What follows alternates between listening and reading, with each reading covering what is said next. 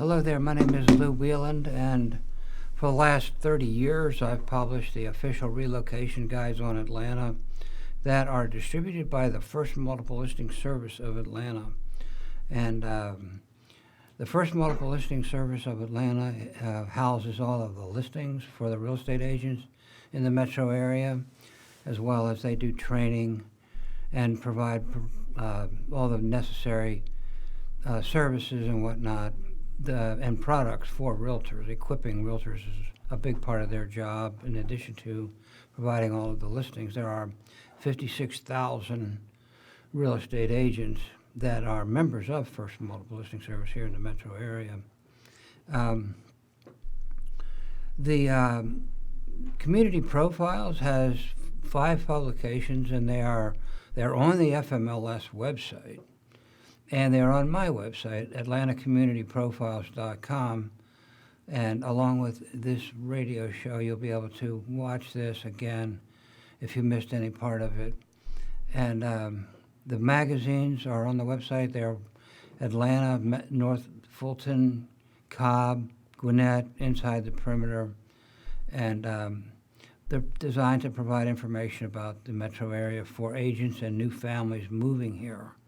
I'm also a realtor with KW Commercial. My primary focus is on multifamily, and if I work with a lot of investors. If I can help you with any of your real estate needs, please let me know. Again, it's Lou. My email is lou@louwieland.com. So every week we interview community leaders, and because of COVID, we've kind of been postponing a lot of our programming, but we're back in full speed now, and we're welcoming back Mitchell Palm to the show, and he's president of business development for Smart Real Estate Data. Welcome back to the show, Mitchell. It's nice to have you back on the program. Yeah, thank you very much, Lou. Pleasure to be back. Then just a little background on his company. They've been around since 1996, and they are the premier source of residential real estate information in the Southeast, providing information to top builders, developers, appraisers, suppliers, brokers, investors, banking professionals. They are the only company used for analysis to extend the 2010 housing stimulus in the United States Senate at the request of our beloved Johnny Isaacson. He has a BPA in real estate from Terry College of Business at the University of Georgia, and they do have a football team, I guess you know by now. And Mitchell has run market due diligence and consulting on hundreds of residential real estate developments throughout the Southeast. He's the primary consultant and account representative for over 70 different real estate companies, including Fortune 500 companies. His work has been featured on news publications and has been a regular guest on numerous shows, including this show. So great to have you back, Mitchell, and I appreciate the very nice updated list of and information on the new home developments in Atlanta that you sent. That'll be included in the next issue of the magazines. So why don't you just take it from here and just give us a feel for, just from a macro standpoint, Mitchell, what's actually going on with new home construction? Everything is in change, residential, commercial, everything, new home, resale, you name it. So maybe people would like to know a little bit about the new home segment. A lot more, actually, whatever you have. I know you've got extensive information to provide.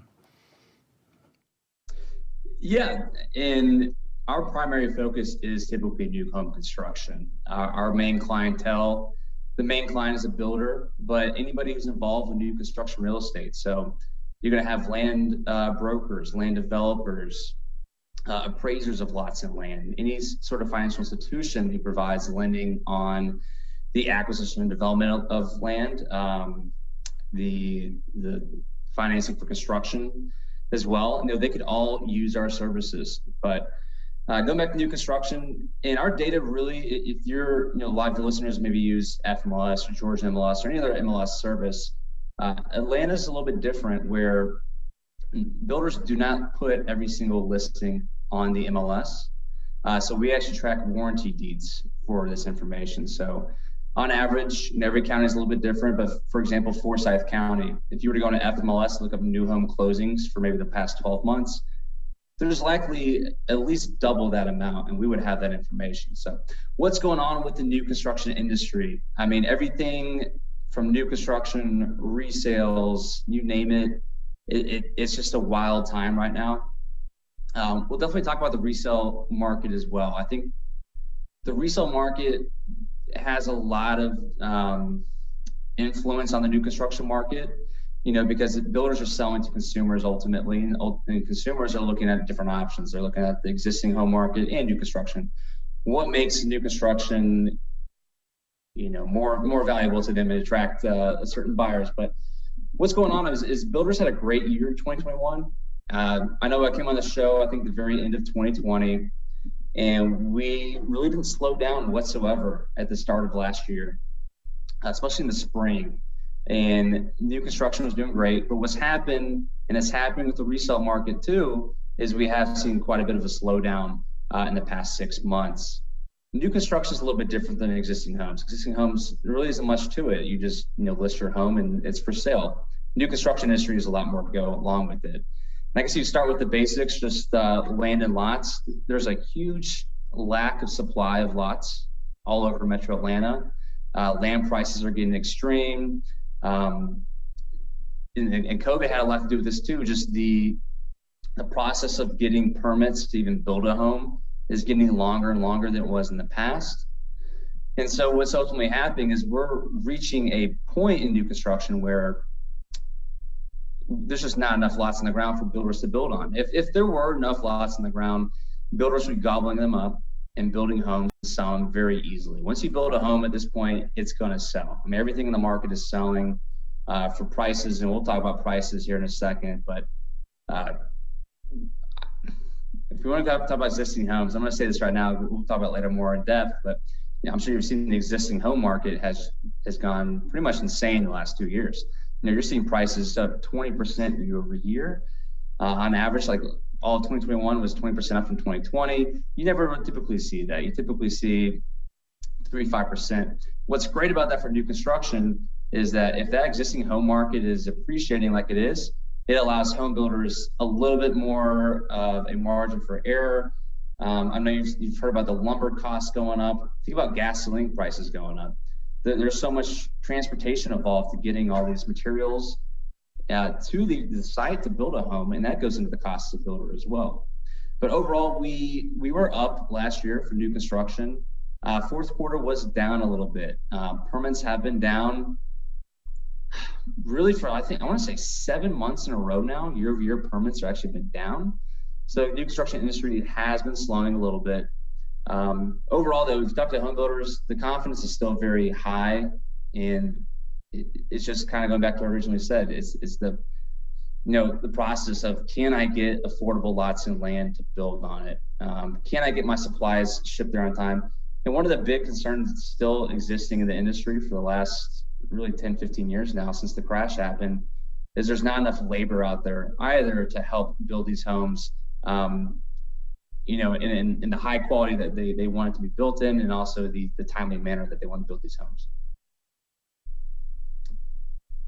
Mitchell, I'd like to talk a little bit about different parts of town and the changes. I know you sent over a nice comparison listing of between the different counties: Fulton, Gwinnett, Cobb, Cherokee, Forsyth.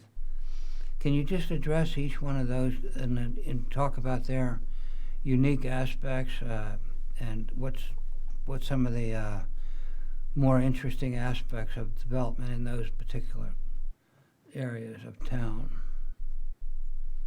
For new construction? Yeah, so this has been ongoing for quite a while now, where you have, we mentioned builders trying to find lots of land. Your typical markets of Cobb County, North Fulton, North Gwinnett, South Forsyth, kind of South Cherokee. Those are a lot of your highest demand areas, not just Metro Atlanta, but all of Georgia. And what's happening is these markets have been around for quite some time now. Mostly they've been built out. So you don't have quite as much new construction in kind of these A-tier markets as you used to. And a lot of construction is very, very expensive. You're seeing builders moving further and further out. This has been an ongoing process really for the past, 8 years now. I'm gonna say about 2013, 2014, builders had bought up pretty much all of the distressed lots that were available in those markets, and then they started making their way outward. You started seeing South Gwinnett and East Gwinnett starting to pick up. Paulding County started picking up, all of Cherokee, and it led to other markets like Henry County, the South Side, all started doing a lot better. Today, you're seeing that same surge. Fulton County, you're used to Fulton, North Fulton being where everything is, right? And that's the most expensive homes, best school districts. Builders go to South Fulton. There's more lots and land available there. So you're gonna see a lot more new construction compared to North Fulton. Builders are going to South Paulding, West Paulding. We have clients moving all over and they're trying to figure out where's the next market. Just recently, we've heard a lot about Bartow County picking up. A lot of builders are looking into that market. We even have Smith Douglas, one of a local builder around here. They're a top 50 builder in the nation. They're pretty local though. I mean, they only build in Alabama, Georgia, and a little bit in a couple other states. But they're moving out to Floyd County, Gordon County. So builders are adjusting with the market and trying to make their numbers work and trying to find, where it fits best with them. And put a reference, D.R. Horton, #1 builder in the nation for so many years now. If you look at a map of all their new construction, they're not in Cobb, they're not in North Fulton, they're not in South Cherokee. They are all around there, all in a big circle. In terms of prices for new construction, they are going up. They're not going up quite as much as existing home market. But you talk to builders, they're having to raise prices every 2 weeks just to keep up with the market. I've even heard some crazy stories where this is a little bit time ago, but especially when COVID, builders having to adjust to this new industry standard. You'd have somebody sign a contract, the builder would come back, it's time to close, and they say, hey, we have to bump up the price 10, 15,000 just due to lumber costs going up, the transportation costs. So it's a strange time, but it's also a good time, I would say, for the new construction industry and just the housing market in general. We'll get into some more details. I think the existing home market, I want to talk about mortgage rates as well. I think that is we've been saying it for months now. Something's going to happen, and it's starting to happen right now. But if you want to kind of lead this, go into resales, or do you want to keep it up on the new construction? Well, I mean, I would like to just point out to people, maybe you would be the one to point it out, is because I have worked with some residential clients, and they were trying to buy a new house, and it's like a year between the time they purchase, sign the papers and move in. And it can be in some instances, like in Toll Brothers, I know, and in Cumming, it's like over a year before is that what's driving that? Is that the labor? Or what is, it's not the demand, that's for sure. It is the demand. I think we still have a lot of demand for housing. Think about months of supply for Metro Atlanta right now. We're about 1 month of supply. So that's saying that if you took every active home on FMLS and Georgia MLS, looked at every closing last 12 months, it would take 1 month to get rid of that inventory without adding any new inventory. And that's historically low. And it's been about 1 month for just over 12 months now.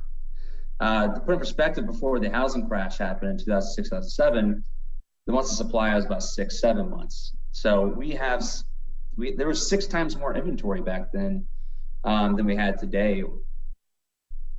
And what it's actually doing, I think a lot of people who are frustrated with trying to buy a home, especially in the existing home market, kind of went towards the new construction. I had a friend do the same thing. It was just impossible to get something, so he bought something new, which is, I think it happened a lot of times. But you mentioned you do have to wait. Today, there's a lot of pre-sales. I think this kind of goes back to why builders aren't even putting these into the FMLS or Georgia MLS. They don't have to. The home's already sold. And I think we have a rule that until we start going vertical on a house, you don't have to list it. What advice can you give to buyers about how to find new homes, and new home builders? Since they're not listed in FMLS, how do you find them? Yeah, they try to do their own marketing. A lot of them do a decent job on maybe like a Zillow. And what they'll typically do is they'll still list the home, they'll list the neighborhood on FMLS, but they'll just put let's say they're doing 5 different plans. A lot of times they'll just list those 5 plans and say, hey, here are 5 plans, here's a community, go visit our website and talk to our agents about buying this home, because they don't want to have to pay the fees for using the listing service. So you can still find the homes working with an agent. It's a much different process than buying an existing home, in my opinion. I think it's easy at times, but a lot of people go into this and they don't realize, and when you start adding in all these features, that price gets up pretty quick. Now, the base pricing they list on their websites is typically nowhere near what the average final price will be. That's good. That's good to know. So you think that people should just check Zillow, or how do they know? I mean, does Zillow carry all the new listings? Or I always recommend working with an agent. Especially when you're trying to buy a home, you don't have to pay that agent any money. So the agent's going to be the most important person on the market, and they will always help you out. Typically, you just call the home builder website and work with them. Go visit the site. A lot of times they'll have obviously sales reps there and some model homes you can go look at, which is very convenient.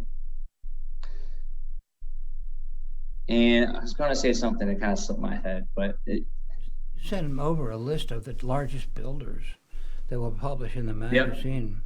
Yep. Can you run through that list with people so we could just let people know what to look for? I don't have the list in front of me, but I can tell you, you're going to see a lot of national home builders in there. Your 2 largest home builders are going to be D.R. Horton, Lennar, but they're going to build, I guess it depends on Lennar, but D.R. Horton, they build in Atlanta, especially more of your, traditional standard home. If you're wanting something fancier, there's a lot of local builders as well that you can utilize. But every builder, you can't look at it in a macro perspective. If you're looking at North Fulton, you're not going to find D.R. Horton. You will find Toll Brothers. Toll Brothers is, if you look at the top 20 builders in Metro Atlanta, Toll Brothers' average price will probably be the highest of any of the builders. They build a more expensive product. They do this everywhere in every single market they enter. That's very common. How they actually entered the market is they bought 2 higher end builders as well. Sharp Residential, who was big in North Fulton, South Forsyth market, and they also bought Epic Homes, who does a lot of in town. And so, acquiring these 2 builders, they kind of got their foot in the door in Metro Atlanta. They were here actually before the crash happened 20 years ago, and hadn't been back until just a year or 2 ago. So let's talk just briefly about some trends in new construction. Is there any noticeable changes in trends, or since the last time we were on the show together? Yeah, last time we talked, just over a year ago, the housing market was going crazy, resale and new, and you saw permit numbers. I'm bringing this up. We saw permit numbers going up 30, 40, up to 80% year over year. I mentioned this earlier. The last 6 months they've been down. Just in December, they're down 14% from December of 2020, and that typically will cause a little bit pause for concern. Talking to the builders, it's not really a concern. They're just focused on where can I build? Where I gotta find land, and I think you are seeing some smaller markets starting to pick up. I think also with COVID, it's changed the industry and business to be more virtual. I can go live up in Floyd County now, and I can still keep my job in Atlanta a lot of times and just work virtually. And I think people are noticing that there's a lot more bang for your buck in these outer markets. So I think builders, they're naturally fluctuating to those markets. But I mentioned the smaller markets. We were talking before the show about our company. We've expanded. Yeah, we've been in Atlanta since 1996, and we've covered some other Georgia markets. But in the past few years, we've covered all Florida, South Carolina, just entered Alabama. We have some North Carolina markets as well. Two of the hotter markets in the nation right now are like Huntsville, Alabama, and Greenville, South Carolina. You wouldn't normally think of them as major city centers and business development, but there's a lot of people flocking there. There's a lot of affordable homes. Atlanta, frankly, it's still, if you look at the top 20 markets in the nation, I think we're still the third most affordable. And you've seen a lot of people come to Atlanta. They're moving to Atlanta, warmer weather, more business opportunities. What that's doing, though, is just causing, we mentioned the demand earlier. We have a lot of demand for housing and just not enough supply. There's one of two ways to do that: list more homes or build more homes. Unfortunately, we can't, the builders just can't build enough to keep up with that demand. The size of the homes, are they larger now since more people are working from home? They need a home office and that sort of thing? I wouldn't necessarily say larger. The lots are getting smaller. That is a definite. And a lot of the municipalities are pushing back on that.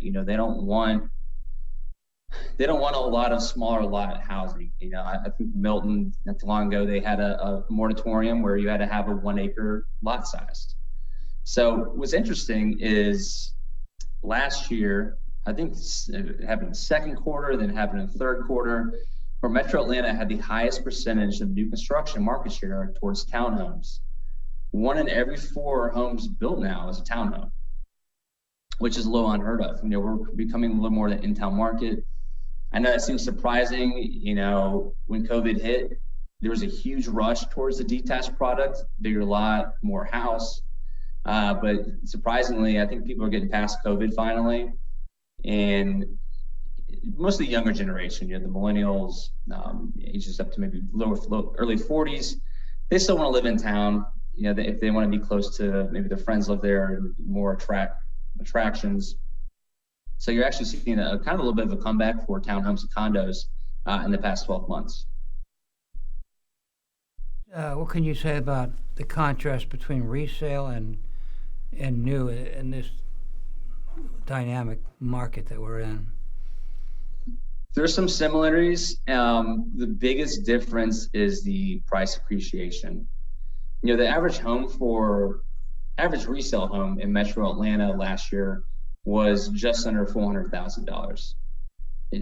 That's unheard of, because in 2 years ago, 2019, the last year we had those, considered normal before COVID, was $293. It's a $100,000 increase. So a lot of people who have owned homes, obviously you're noticing that your equity is going up quite a bit in that house. New construction is not appreciating that quick. I mentioned earlier how builders are trying to keep up with that demand or the pricing changes that they're happening so rapidly. I mean, some builders, they say that they can't even look at historical data anymore. There's no point. We were talking to somebody, they said they just look at their internal numbers. What are they selling, pre-selling before it even closes? Just trying to keep ahead of the market as much as possible. There was a little bit of concern from builders probably about 6 months ago. I think it's kind of died off a little bit. Just thinking, is another housing crash going to happen? There's so many factors going against that I don't want to get into it. We can say why it's not going to happen anytime soon. But major differences, there are a lot of similarities. The average prices, actually, this is one of the most interesting numbers that we have. So the average price for an existing home is actually more expensive than the average price for new construction in Metro Atlanta. That's never happened before in the modern day history of housing in the city. And it's not just Atlanta. A lot of the markets we cover, the same thing's happening. Like I mentioned in Greenville, you typically see this phenomenon in like a coastal city, because a lot of the existing homes will be on the coast and nicer lots. And I think that's still kind of the case here. The existing homes do have an average lot size that's bigger than a new home. But I still think there's a lot of room for builders to raise their prices more than they have so far. And that is the result of the housing shortage, right? I mean, we do have, and that does not seem to be going away or dissipating in any way, right? We really thought it was going to happen soon. We have been preaching that, we had such historically low mortgage rates. We're hitting 2.75 on a 30-year fix. That's insane. And we kept saying, you're going to see rates are going to shoot up again. I think you're going to see a little bit of a pushback from buyers. It hasn't really happened yet. So we pulled these numbers in at the just like a week ago. We only saw 7,200 homes for sale on FMLS, and that's I think it's the lowest we've ever actually pulled for this, and that's a 20-something year history. Put in perspective, last February there was 10,000 homes, which was also historically low. But I'm going to go back in time to a point where COVID was never a thing. Nobody knew about COVID. If you looked at March of 2019, we had nearly 21,000 homes for sale. So given that perspective, in just the 3 years that we've had since then, we have a third of the homes for sale that we did back then. So, and honestly, the housing demand is still just as high as it was, and that's why you're seeing these home prices skyrocket. So and months of supply being so historically low. The interest rate interest rate increase that seems to be imminent. What effect will that have, do you think, on It's a huge effect. I think I was talking to a mortgage banker just a couple of weeks ago, and he said that they're doing 3 7/8 right now. So that's a full % up from just 1 year ago. And what that does is we have this good graph on purchasing power for consumers. And what was happening when we had mortgage rates at just under 3%, and we were comparing them to rates when they're at 5%. Let's say you had a strict budget where you can only afford a certain amount of money towards principal and interest per month. That home buyer could actually buy a home that's $100,000 more than they could a few years ago. And so that's happening right now. I think you are going to see prices potentially go down. Early numbers from February so far is just a few weeks that prices are still up 20% from last February. Who would have thunk? But real estate's it's kind of like a tanker, oil tanker. It typically takes a long time to slow down and a long time to speed back up. So I think it's going to be really telling the spring of where the housing market is. I wouldn't be surprised if we see even more of a slowdown in closings and even a flatlining in price. I think that'd be healthy for the market. We're reaching a point where we're pricing a lot of people out, and it's getting a little overinflated. And I think the mortgage rates will help, fix that issue a little bit, but it's not deterring many people right now from what we're saying. Well, thanks for being on the show, Mitchell. And again, you'll be able to see the numbers in black and white in the magazine when it comes out in a couple weeks, and they'll be on my website too, AtlantaCommunityProfiles.com. So, Mitchell, great to have you on the show, and appreciate your helpful information. And again, if you missed any of this, it will be on my website later today, actually, I think, or tomorrow, AtlantaCommunityProfiles.com. Thanks again, and thank you, Donna Davis, for producing this show and for the good job that you do. Thank you for watching, and have a great day.